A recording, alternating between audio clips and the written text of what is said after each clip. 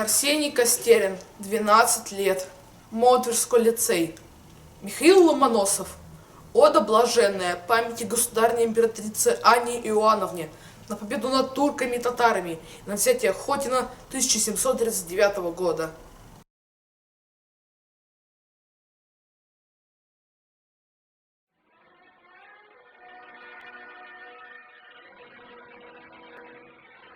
Восторг внезапный ум пленил, ведет наверх горы высокой, где ветер в лесах шуметь забыл, в долине тишина глубокой.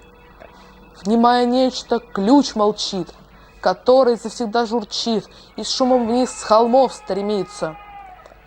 Лавровы вьются там венцы, там слух спешит во все концы, далече дым в полях курится.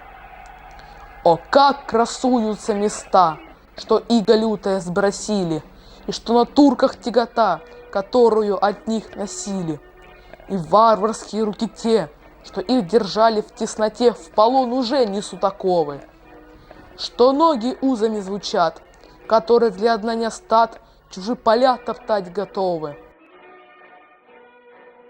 Россия, коль счастлива ты под сильным Аниным покровом, какие видишь красоты при всем торжествовании новом. Военных не страшися бед, бежит оттуда бранный вред народ, где Анну прославляет.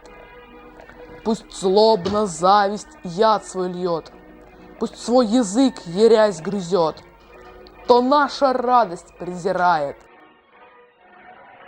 Любовь России, страх врагов, страны полночной героиня, седьми пространных морь брегов надежда, радость и богиня велика Анна. Ты доброт, сияешь светом и щедрот.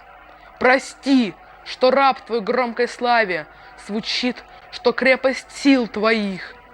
Предать дерзнул не красный стих в подданство знак твоей державе.